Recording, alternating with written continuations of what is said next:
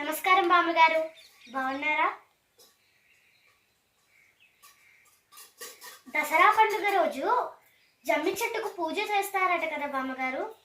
ఆ రోజు ఆ పూజ ఎందుకు చేస్తారు? దాని గురించి ఒకసారి నాకు చెప్తారా? శ్రవణ నక్షత్రంతో కలిసిన ఆశ్వయుజ దశమికి విజయ అనే పేరు ఉంది. అందుకే దీనిని విజయదశమి అని పిలుస్తారమ్మా.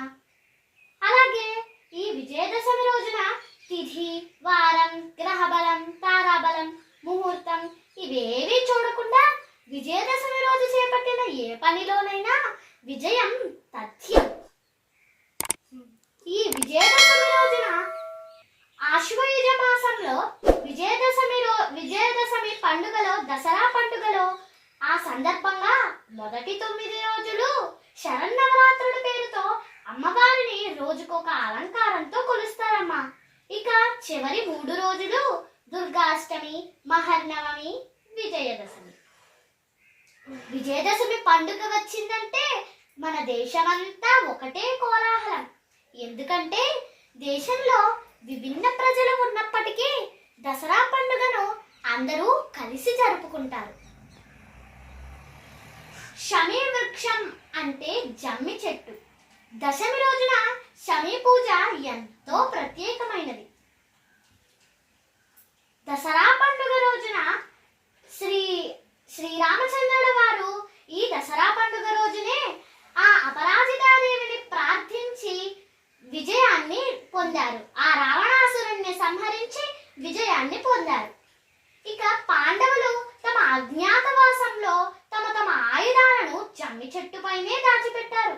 ఆ సమయంలో విరాటుడి కొలువులో ఉన్న పాండవులు సంవత్సర కాలం అజ్ఞాతవాసం పూర్తి కాగానే తమ ఆయుధాలను ఆ శమీ వృక్షాన్ని ప్రార్థించి వారి ఆయుధాలను పొందారు.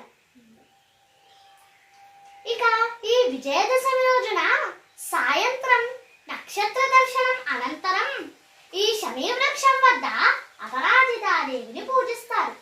తర్వాత శమీ సంశయతే పాపం శమీ శత్రు నివారిణి అర్జునస్య ధనుర్ధారి రామస్య ప్రియదర్శిని అనే ఈ శ్లోకాన్ని పఠిస్తూ ఆ జమ్మి చెట్టుకు ప్రదక్షిణలు చేస్తారు. ఈ శ్లోకం రాసుకున్న చీటీలు ఆ చెట్టు కొమ్మలకు తగిలిస్తారు. ఈ విజయదశమి రోజున ఆ అపరాజితాదేవిని ప్రార్థిస్తారు. ఇలా పూజ చేయటం వల్ల శని దోష నివారణ జరుగుతుందని విశ్వసిస్తారు. అలాగే దేవదానవులు ఈ విజయదశమి రోజునే వారు కలిసి క్షీరసాగరం అంటే పాల సముద్రమును మధించినప్పుడు ఈ విజయదశమి రోజునే అమృతం ఉద్భవించిందని కూడా ఇతిహాసాల్లో చెప్తారు.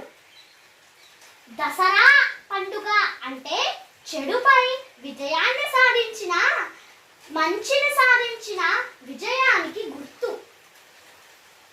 ఈ విజయదశమి రోజునే చాలా ప్రదేశాలలో బొమ్మల కొలువులు, రావణ వధ, జమ్మి ఆకుల పూజ చేస్తారు. చాలా సంతోషం బామ్మగారు. జమ్మి చెట్టు గురించి నాకు చాలా మంచి విషయాలు చెప్పారు బామ్మగారు. అందుకు మీకు చాలా ధన్యవాదములు బామ్మగారు. సనాతన బంధువులారా, విన్నారా? ఈ వీడియో మీకు నచ్చినట్లయితే లైక్ చేసి షేర్ చేయండి, సబ్స్క్రైబ్ చేసి బెల్ ఐకాన్ని క్లిక్ చేయండి. ఇక ముందు మరిన్ని విషయాలు తెలుసుకునే ప్రయత్నం చేద్దాం. ధన్యవాదములు.